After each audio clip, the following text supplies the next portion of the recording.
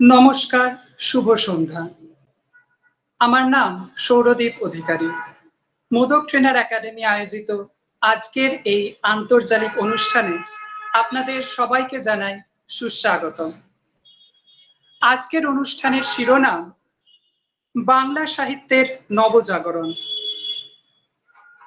বাংলা কেবলমাত্র একটি যোগাযোগের মাধ্যম মাত্র নয়, দেশ এবং কালের গণ্ডি পেরিয়ে এই ভাষা আমাদের অত্যন্ত কাছের, আমাদের সবচেয়ে প্রিয়, আমাদের মাতৃভাষা বাংলা। আজ আমাদের মধ্যে অতিথি বক্তা হিসেবে রয়েছেন মাননীয় অধ্যাপক প্রদীপ ভট্টাচার্য মহাশয়। তিনি দীর্ঘ সময় ধরে চিত্তরঞ্জন কলেজে বাংলা সাহিত্যের অধ্যাপনা করেছেন। তার উল্লেখযোগ্য গ্রন্থসমূহের মধ্যে পথ কোথায়, টুকরো টুকরো অধ্যায়, প্রাকভাষা প্রকাশনা প্রবন্ধ সংকলন গ্রন্থ, বাল্যকালের স্মৃতিকাহিনী, জীবন প্রত্যুষ বিশেষ উল্লেখ্য। অধ্যাপক ভট্টাচার্য দীর্ঘ ৩৫ বছর ধরে লিটল ম্যাগাজিন প্রাকভাষা প্রকাশ করে চলেছেন।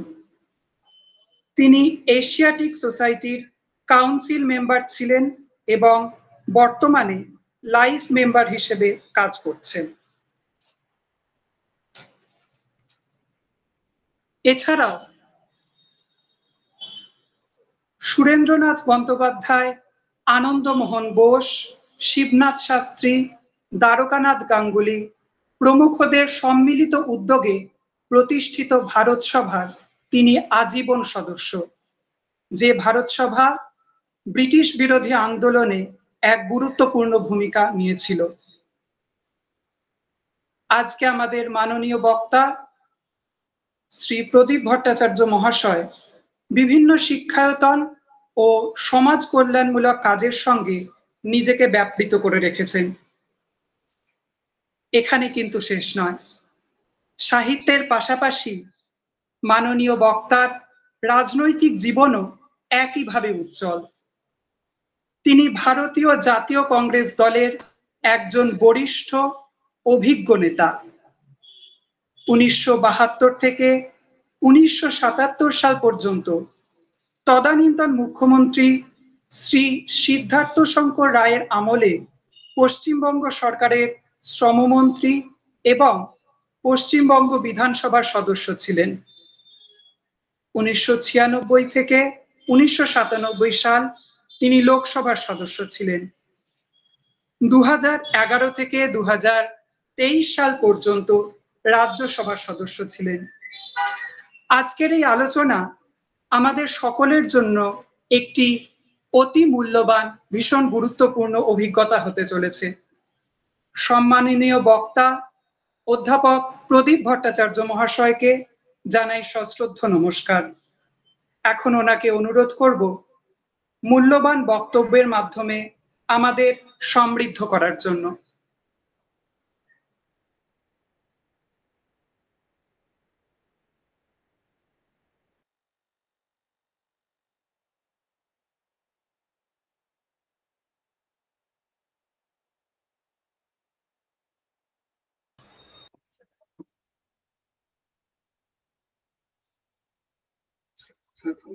নমস্কার।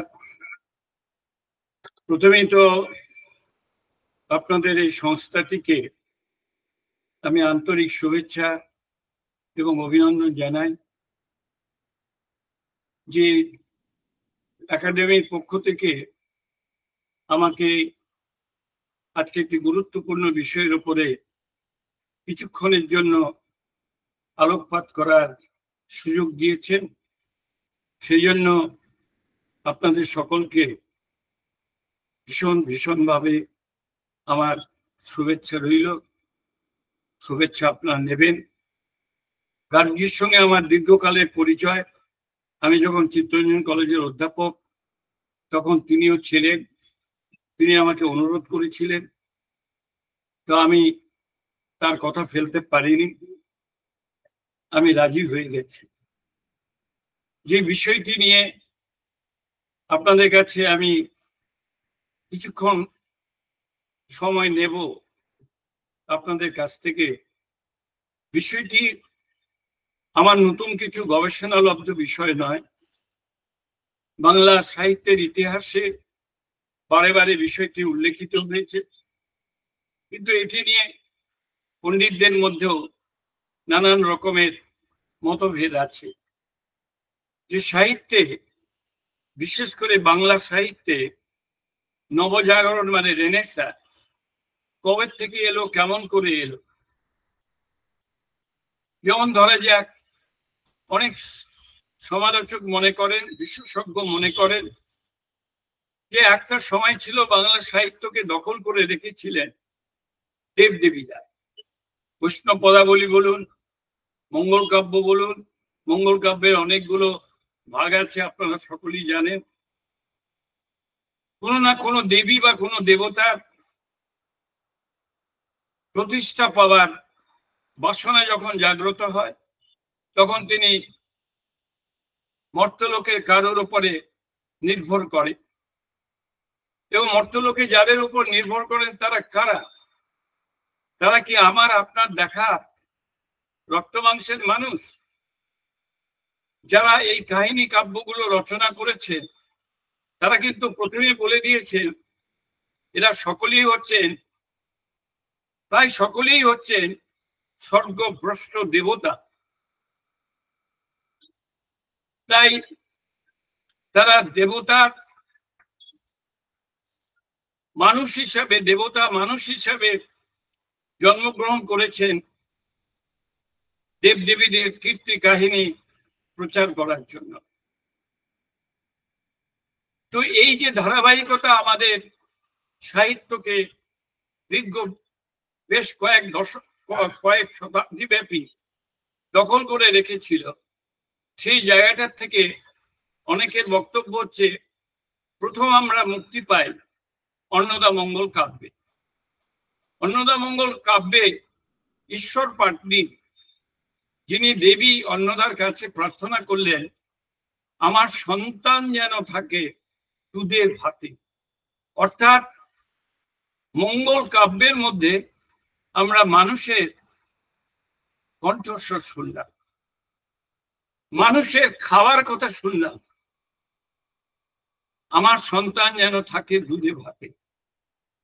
কেউ কেউ বলেছেন যে না, এটা হতে পারে অন্নদামঙ্গল কাব্যের যিনি রচয়িতা তিনি হয়তো মনে করেছেন ঈশ্বর পাটনি তিনি দারিদ্র্যের জ্বালায় ছিলেন, তিনি হয়তো সেই কারণে বলেছেন দুধে ভাতে থাকার কথা। তখনকার দিনে আমরা সকলেই জানি যে আমাদের দেশে এই বাংলার মাটিতে চাষবাস এবং গো পালন একটা বিশেষ ভূমিকা ছিল। সেই জন্য হয়তো এই কথা দেবীর কাছে প্রার্থনা হিসাবে তুলে ধরা হয়েছে। পরবর্তীকালে অনেকে বলেন যে না, আসল মানুষের কণ্ঠস্বর শুনলাম, মানুষকে আমরা দেখতে পেলাম, মানুষের জন্য মানুষের ক্রন্দন রোলকে আমরা দেখতে পেলাম রাজা রামমোহন রায়ের মধ্যে দিয়ে। তিনি বেদ বেদান্ত পুরাণ উপনিষদ ঘেঁটে বহু তথ্য নিয়ে এলেন এবং সমস্ত তথ্যকে দিয়ে তিনি ব্যাখ্যা করতে চাইলেন যে হিন্দু ধর্মের ভিতরে যে কুসংস্কারগুলো রয়েছে সেগুলো কিন্তু আমাদের ধর্মগ্রন্থে নেই। এগুলো বিশেষ এক শ্রেণীর পুরোহিতের কাজ এবং তারা নিজেদের স্বার্থ সিদ্ধির জন্য সংকীর্ণ পরিসরের মধ্যে সমাজ জীবনকে আবদ্ধ রাখার জন্য তারা এগুলোকে আরোপ করেছে। এবং সেই প্রসঙ্গে তারা এটাও বললেন যে এই আরোপ করার পেছনে আরেকটা মনস্তাত্ত্বিক ব্যাপারও ছিল, সেটা হচ্ছে এই যে দেবতাদের কাহিনী শুনতে শুনতে গ্রামের মানুষেরা অনেক সময় ক্লান্ত হয়ে যেতেন।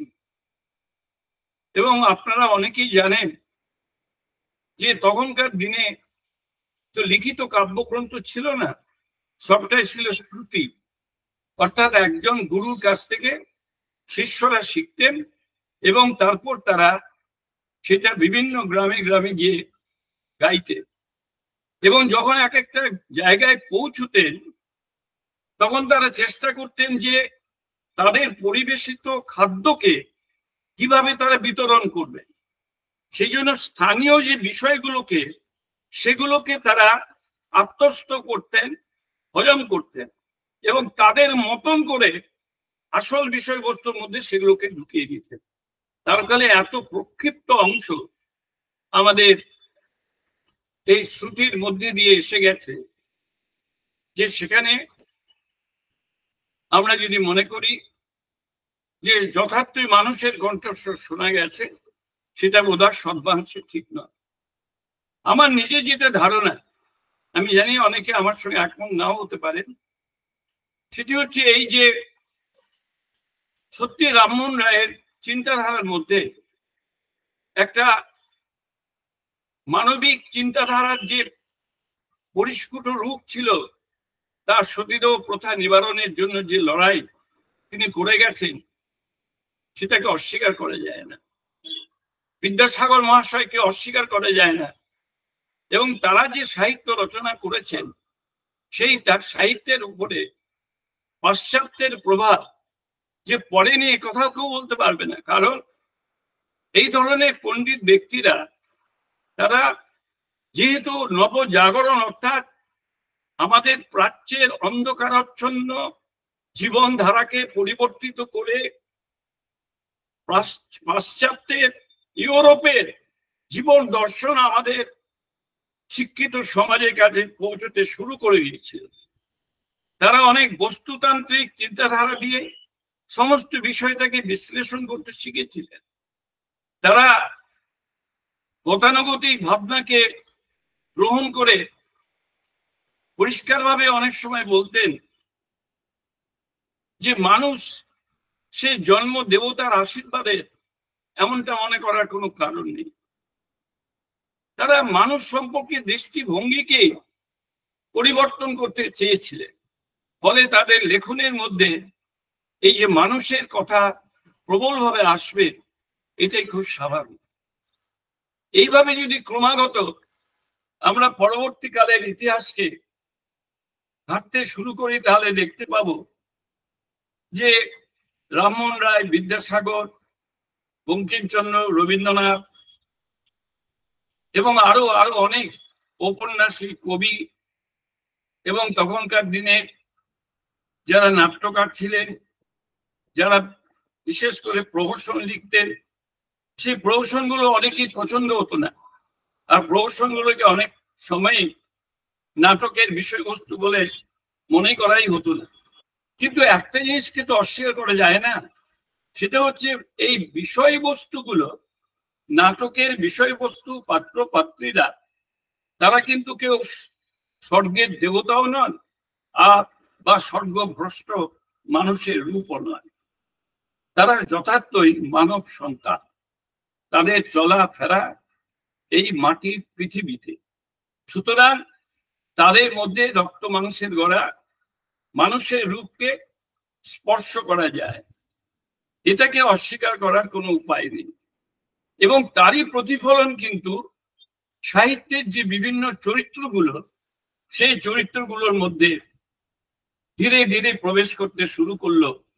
এবং যত আমরা এগিয়ে আসতে আরম্ভ করলাম, তত আমরা দেখতে পেলাম যে সাহিত্যের মধ্যে মানুষের কথা, মানুষের বিভিন্ন অভিব্যক্তির কথা, মানুষের বিভিন্ন চিন্তাধারার কথা, মানুষের মনস্তাত্ত্বিক ভাবনার প্রতিফলন এবং মানুষের সংঘাত, মানুষের সঙ্গে মানুষের প্রেম, প্রীতি, ভালোবাসা, জিজ্ঞাসা, সমস্ত কিছুই কিন্তু আসতে আরম্ভ করে দিল।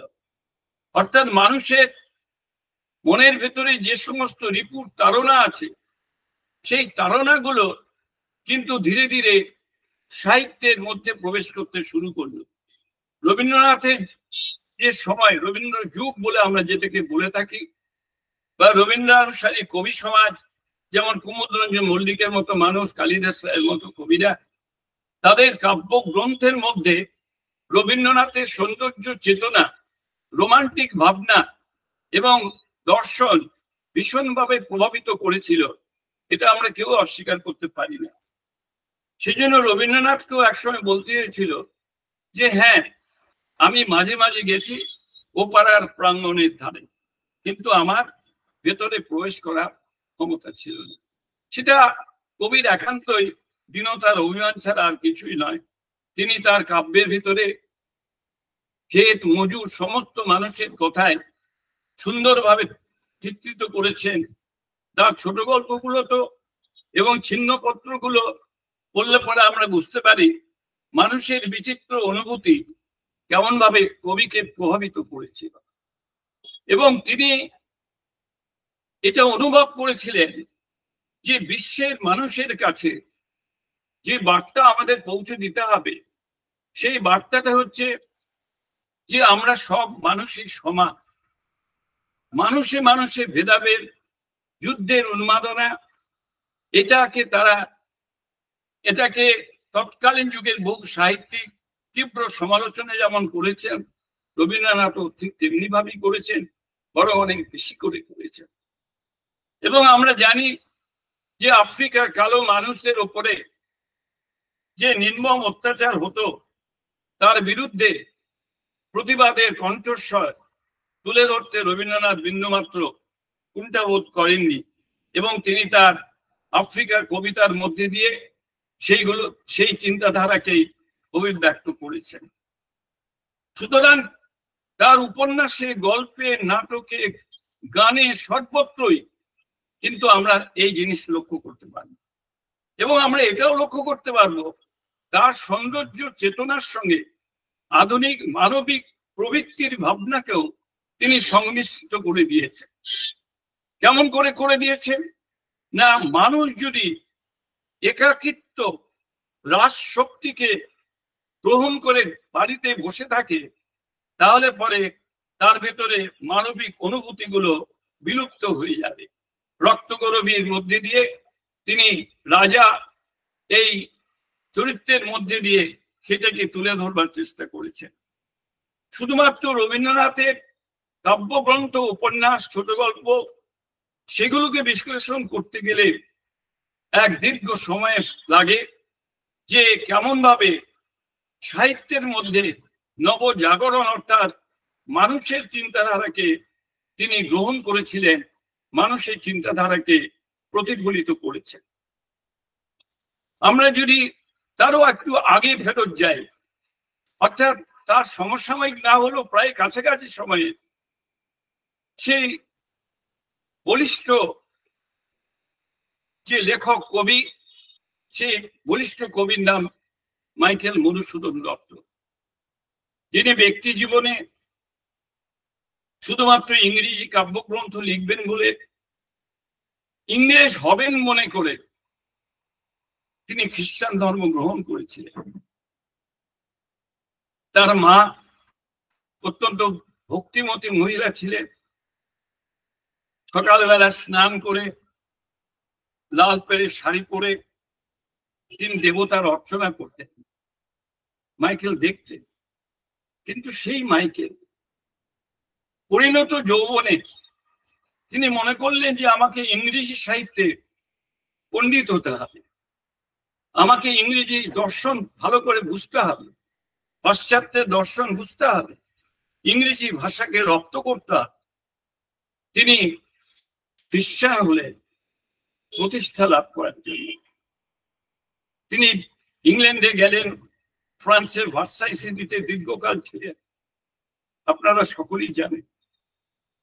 তিনি ভারতবর্ষে ফিরে এসে বাংলার মাটিতে পণ্ডিতদের বসিয়ে তিনি যে অনন্য সুন্দর মেঘনাদ বধ কাব্যটি লিখলেন, আমার নিজের ধারণা বাংলার কাব্য ভান্ডারে মানুষের জয়গান এমন ভাবে আমরা খুবই কম পেয়েছি। চিরাচরিত ভাবনায় রাবণ কি? চিরাচরিত ভাবনায় রাবণ হচ্ছে 10 মাথার একজন রাক্ষস। তিনি কি অন্যায় করেছেন? ভয়ঙ্কর অন্যায়। রামচন্দ্রের পত্নী সীতাকে তিনি অপহরণ করে নিয়ে গিয়ে অশোক কাননে আবদ্ধ করে রেখেছেন। সুতরাং রাক্ষস বধ করে রামচন্দ্র যথার্থ কাজই করেছেন, কারণ রামচন্দ্র তিনি আর কেউ নন, তিনি স্বর্গভ্রষ্ট দেবতা নারায়ণের রূপ রামচন্দ্র। কলিযুগে তিনি, কলিযুগে নয় সেই যুগে তিনি রামচন্দ্র রূপে আবির্ভূত হয়েছেন। মাইকেল কিন্তু আমাদের এই প্রচলিত ভাবনাকে হাতুড়ি দিয়ে আঘাত করলেন, বললেন না, ভুল। মাইকেল মধুসূদন বললেন ভুল। রাবণ দেশভক্ত, বীর, একজন নায়ক। যেহেতু তিনি পরাস্ত হয়েছেন যুদ্ধে, সেহেতু তিনি রাক্ষস। আর যিনি জয়লাভ করলেন তিনি দেবতায় উন্নীত হয়ে গেলেন। এটা কি করে সম্ভব? এটা সম্ভব নয়। এই যে চিন্তার বিস্ফোরণ, নতুন চিন্তার বিস্ফোরণ, না আমি যুক্তি দিয়ে, আমার মস্তিষ্ক দিয়ে, আমার মননশীলতা দিয়ে আমি পুরাণের কাহিনীকে বিশ্লেষণ করব, যেটা আধুনিক যুগে মহাভারতের বিভিন্ন কাহিনীর উপরে অনেক লেখকই অসাধারণ লেখা লিখতে শুরু করেছেন। ইতিমধ্যে বহু বই রামায়ণ মহাভারতের উপরে প্রকাশিত হয়ে উঠছে। প্রসঙ্গত আপনাদের কাছে বলবো, আমি যেহেতু সাহিত্যের ছাত্র হিসেবে যখন আমি অনার্সে পড়ি, তখন আমাকে বিশেষভাবে মেঘনাদ বধ কাব্য পড়তে হচ্ছে। সীতা চরিত্র একটি অনবদ্য নারী চরিত্র, এত অসাধারণ নারী চরিত্র বাল্মীকির হাতেও সীতা তৈরি হয়নি। বাল্মীকির হাতে সীতা সত্যি সতী সাবিত্রীর কোনো সন্দেহ নেই, তিনি দেবী মূর্তি, কোনো সন্দেহ নেই। কিন্তু মাইকেল সেইভাবে সীতাকে তৈরি করেনি। মাইকেল বলেছিলেন সীতা হচ্ছে সেই নারী যার ভেতরে ভারতীয় নারীত্ব, সতীত্ব বোধ প্লাস পাশ্চাত্যের নারী ব্যক্তিত্ব মিশ্রিত হয়ে একটা নতুন অধ্যায় তৈরি করেছে, নতুন মানবীয় রূপ দিয়েছে। এই যে মানুষের জায়গা, যা মাইকেল মধুসূদন দত্ত মেঘনাদ বধ কাব্যের মধ্যে তুলে ধরলেন, সেই জন্য তার কাব্য গ্রন্থটি অনন্তকাল ধরে বাংলার মানুষের কাছে চিরস্মরণীয়। এমনি ভাবেই যদি পরপর আমি একটার পর একটা স্টেজ আপনাদের কাছে আনতে চাই, তাহলে হয়তো সবটুকু আজকের দিনে আমার পক্ষে করা সম্ভবপর হবেও না, কিন্তু যতটুকু পারি ততটুকু আপনাদের নিশ্চয়ই এই অনুষ্ঠানে বলার চেষ্টা করব। সেটি হচ্ছে এই আধুনিক বাংলা সাহিত্যে সবটাই তো মানুষকে কেন্দ্র করে।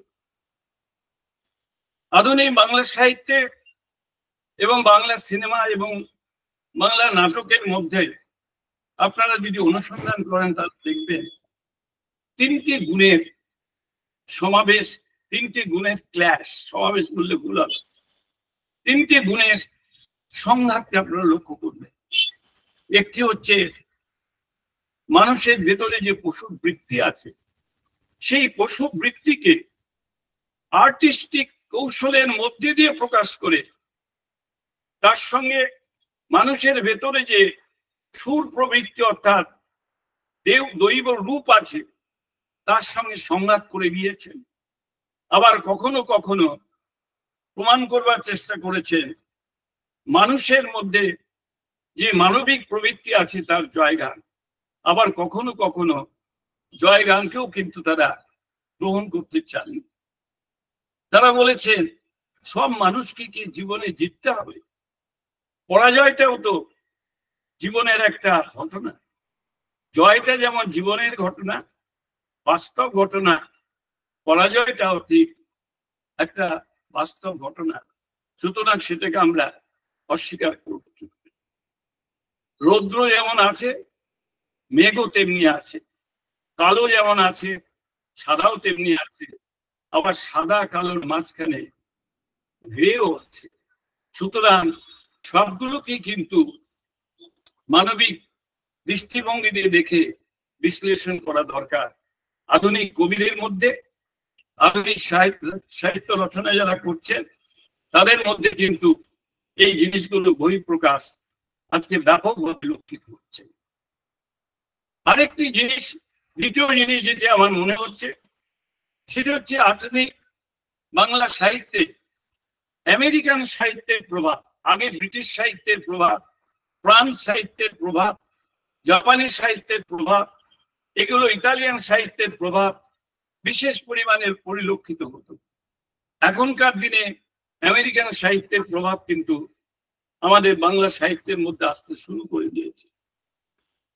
এবং আমাদের দেশে যারা খ্যাতনামা সাহিত্যিক তারা সকলেই ইংরেজিতে উচ্চ শিক্ষিত এবং তারা সেগুলো পড়াশোনা করে এবং তার মধ্যে থেকে যে চরিত্রগুলোকে বাছাই করে নিয়ে ভারতীয় রূপ দেওয়া দরকার সেই চরিত্রগুলোকে তারা অনায়াসে বার করে নিয়ে আসেন এবং সেগুলোকে তারা তাদের উপন্যাসে এবং লেখার মধ্যে দিয়ে তারা প্রকাশ করে থাকে। এই যে দিবে আর নিবে, মিলাবে মিলিবে, এইটাই কিন্তু আধুনিক বাংলা সাহিত্যের একটা উজ্জ্বলতম অধ্যায়। এবং যত দিন যাবে ততদিন কিন্তু এই সমীকরণ অনেক অনেক বেশি গুরুত্ব পাবে এবং অনেক বেশি কার্যকারী ভূমিকা নেবে। আমি জানি না আগামী দিনে বাংলা সাহিত্যের রূপ কি হবে। আপনাদের এই অনুষ্ঠানের আপনাদের পেয়ে দর্শকবৃন্দের কাছে আমার একটি নিবেদন, সেটি হচ্ছে এই যে যেহেতু আমি সাহিত্যের সঙ্গে যুক্ত আছি বলে নয়, আমি নিখিল ভারত বঙ্গ সাহিত্য সম্মেলনে দীর্ঘকাল সভাপতি ছিলাম, সেটা আমার জীবনের একটা পরম প্রাপ্য। যে নিখিল ভারত বঙ্গ সাহিত্য সম্মেলন এক সময় 100 বছর আগে রবীন্দ্রনাথ ঠাকুর বেনারসে প্রতিষ্ঠা দিয়েছিলেন। পরবর্তীকালে বহু খ্যাতনামা সাহিত্যিক, কবি, বৈজ্ঞানিক তারা এই সংস্থাটির সভাপতি ছিলেন। প্রণব মুখার্জির মতো ব্যক্তিত্ব, তিনিও সভাপতি ছিলেন। আর আমার মতো নগণ্য ব্যক্তি, আমিও সভাপতি বেশ কিছুদিন কাজ করবার সুযোগ পেয়েছি। আমি বিভিন্ন সময়ে এটা দেখেছি, আমার খুব খারাপ লেগেছে যে আমরা ক্রমাগত যন্ত্র নির্ভর হয়ে পড়ছি। কেমন ভাবে যন্ত্র নির্ভর হয়ে পড়ছি? আমাদের হাতে মোবাইল ফোন, যার মাধ্যমে আপনারা আধুনিক প্রযুক্তির সাহায্যে সম্প্রচার করেই যাচ্ছেন, আমরাও ক্রমাগত করছি এবং শুনছি। সেইটা কিন্তু আমাদের বিদ্যা চর্চাকে আবদ্ধ করে রাখতে চাইছে। আমরা বই থেকে যেন নিজেদের ধীরে ধীরে সরিয়ে এনে যন্ত্র নির্ভর করে তুলছি। আমার সবিনয় অনুরোধ আপনাদের কাছে, একজন মানুষ হিসাবে, সাহিত্য প্রেমী হিসাবে একবারের জন্য ভাববেন না বাংলা সাহিত্যের মধ্যে কোনো দৈন্যতা আছে। একবারও ভাববেন না বাংলা সাহিত্যের মধ্যে যে অমৃত লুকিয়ে আছে তাকে বার করা যায় না এবং আমাদের পিপাসা নিবৃত্ত করতে পারে না। নিশ্চয়ই পারে। সুতরাং আমাদের জীবনের অন্তর্নিহিত ভাবনার সঙ্গে অন্য ভাবনাকে মিশ্রিত করে মৌলিক উপাদান তৈরি করুন।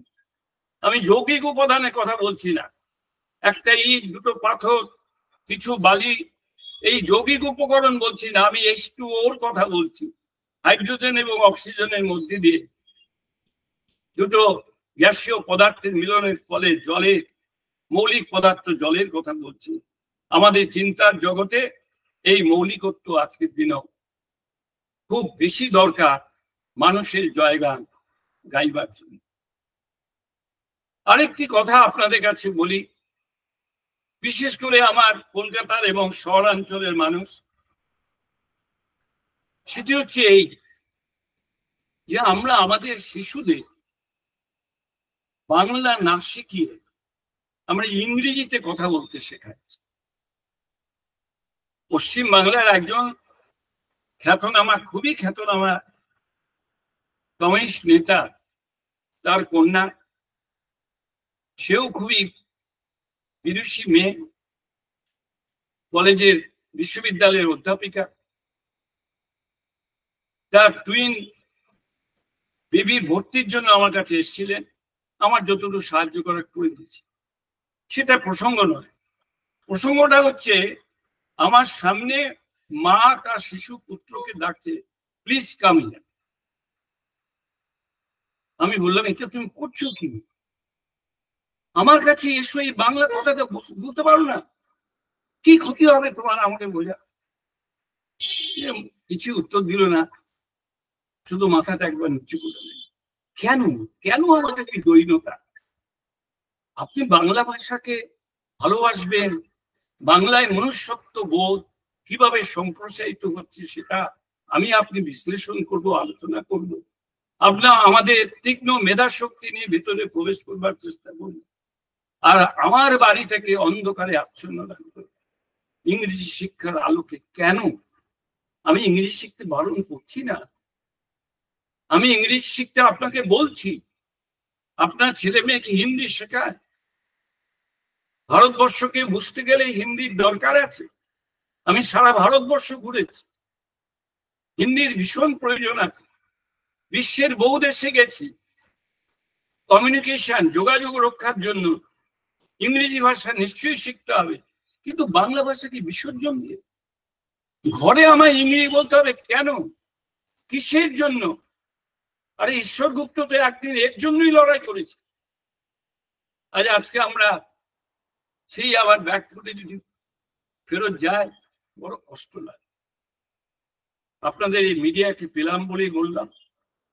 অথচ পুনেতে যখন গেছি, নাগপুরে গেছি, অবাক হয়ে যাবে। নাগপুরে আমাদের যে সব মহিলারা সংগঠনের সঙ্গে যুক্ত আছেন, তারা কি সুন্দর বাংলা শেখানোর স্কুল চালু করে দিয়েছে, পুরস্কার বিতরণ করছে, অবাঙালিদের মধ্যে বাংলা ভাষা প্রচার করবার চেষ্টা করছে, এবং বাংলা ভাষার সম্পদের সঙ্গে অন্যান্য ভাষার সম্পদের মিশ্রণ কিভাবে ঘটছে, সেই রাজ্যের মানবিক চিন্তাধারা, সামাজিক চিন্তাধারা আমার বাংলা সাহিত্যে কিভাবে প্রভাবিত করতে পারে, এবং আমার সাহিত্যের যে উপাদান, সেই উপাদানগুলো ওদের সমাজ জীবনে কিভাবে প্রভাবিত করতে পারে, সেগুলো তাদের কাজের মধ্যে দিয়ে সুন্দরভাবে বুঝিয়ে দিচ্ছে। কত ভালো লাগে বলুন তো শুনতে। আর আমি কলকাতায় আমার বাড়িতে শুনবো কামিয়া, ঠিক না। আমার মনে হয় একটা জায়গায় এর পূর্ণচ্ছেদ হয়তো সম্ভব হবে না, কিন্তু কিছুটা হওয়া প্রয়োজন বলে আমার মনে হয়।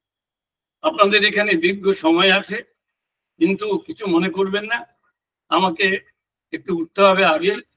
ভবিষ্যতে যদি আপনারা আমাকে কোনোদিনও সুযোগ দেন, তাহলে আমি নিশ্চয়ই আপনাদের কাছে আমার ক্ষুদ্র সামর্থ্য শক্তি দিয়ে যতটুকু আমার অর্জিত জ্ঞান ব্যাখ্যা করব। শেষে আর দুটো কথা শুধু বলব, সেটা হচ্ছে এই যে বাংলা ভাষার ভেতরে আজকে আরেকটা জিনিস আমার খারাপ লাগে, সেটা হচ্ছে ক্লেদাত্মকর শব্দর ব্যবহার। এটার জন্য আমরা যারা রাজনীতি করি, আমরা অনেকটা দায়ী। আমরা আমাদের মিটিং মিছিলে যে বক্তৃতাগুলো দিই, এত শব্দবন্ধ ব্যবহার করি যেগুলো কানে শোনার নয়। এই শব্দ ভান্ডার গুলো যদি সাহিত্যের অঙ্গনে ঢোকে আর বলি এগুলো মানুষের কণ্ঠস্বর, কণ্ঠস্বর তো বটেই। গ্রামের গ্রাম্য বাংলা ভাষা আর শহরের গ্রাম্য ভাষা তো এক নয়। বহু ভাষা আছে গ্রাম্য ভাষা, যেটাকে শহরে বললে পরে লোকেরা না কুচকিয়ে দেবে, কিন্তু গ্রামে এটা সহজ। কিন্তু যেখানে যেটা সহজ, সেখানে সেটাকে সহজভাবে তুলে ধরতে হবে। কিন্তু যেখানে যেটা সহজ নয়, যেটা ভালো নয়, যে শব্দভান্ডারটা গালিগালাজের সমান, সেটাকে আপনি এখানে নিয়ে আসবেন কেন? সাহিত্যের ভিতরে, বাংলা সাহিত্যের ভিতরে যেহেতু রবীন্দ্র যুগের অবসান ঘটিয়ে আধুনিক চিন্তার জন্ম দিতে হবে, পাপকেও সাহিত্যের অঙ্গনে নিয়ে আসতে হবে পুণ্যের মতোই। নিশ্চয়ই আপনি করুন, একবার নয় 100 বার করুন, আমার কোনো আপত্তি নেই। কোন লেখক, সাহিত্যিক, স্রষ্টা কে তো কেউ আটকে দিতে পারে না। তিনি সাহিত্যের সমস্ত দিগন্তটাকে তুলে ধরবেন। স্রষ্টার কাছে যেমন পাপজা পুণ্যতা, ঠিক সৃষ্টিকর্তা সাহিত্য যিনি তৈরি করেন, পাপী এবং পুণ্যাত্মা দুজনেরই সমান মূল্য হবে, সন্দেহ নেই। কিন্তু এমন কিছু শব্দ ব্যবহার করবেন না যেটা আপনি শিশুদের কাছে, ছোট ছেলে মেয়েদের কাছে তুলে ধরতে না পারেন। আরেকটি কথা বলে আমার বক্তব্য শেষ করবো, আপনাদের কাছ থেকে আজকের মতো বিদায় নেব, ক্ষমা চেয়ে নিই।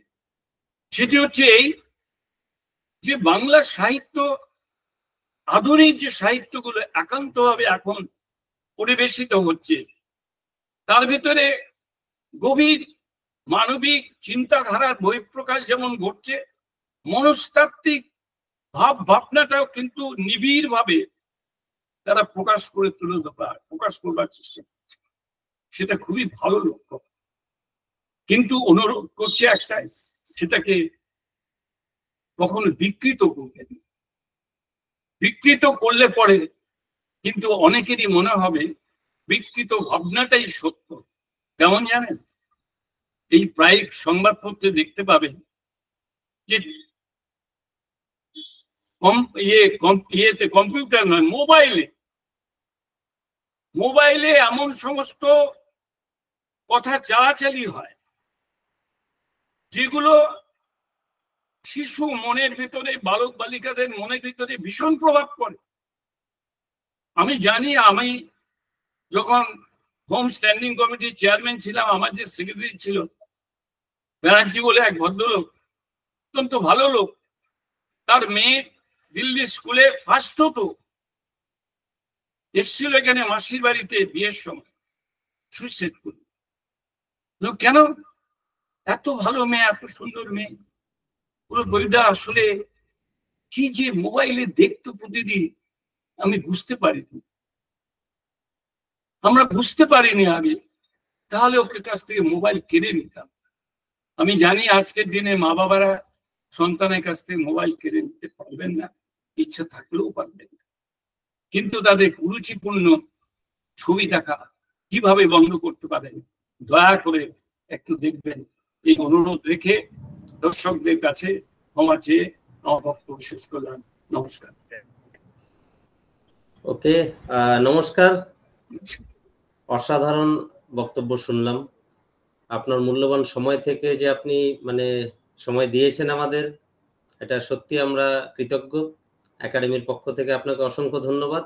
আমি চাবো জাস্ট এক দুটো কথা দিয়ে, আমাদের এখানে প্রফেসর মনতোষ দাশগুপ্ত স্যার রয়েছেন, স্যারকে বলবো জাস্ট এক দুটো কথায় একটু যদি বলে দেন, ওনার টাইম কম আছে স্যারের।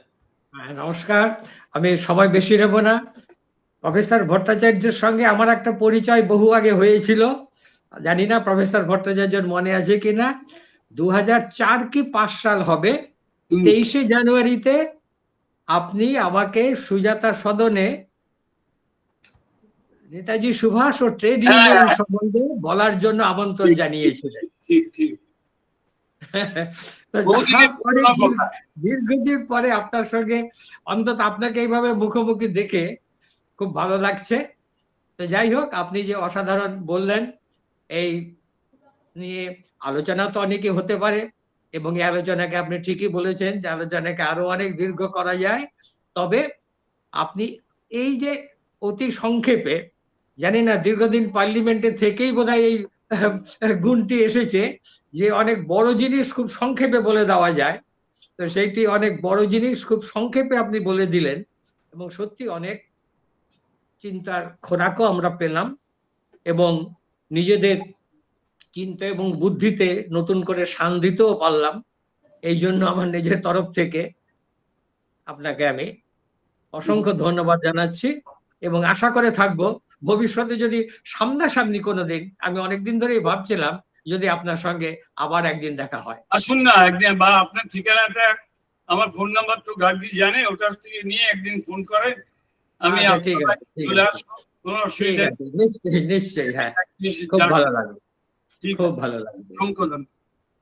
খুব ভালো ঠিক লাগবে। আছে, নমস্কার গার্গী ম্যাডাম। হ্যাঁ, অনেক ধন্যবাদ প্রদীপ দা।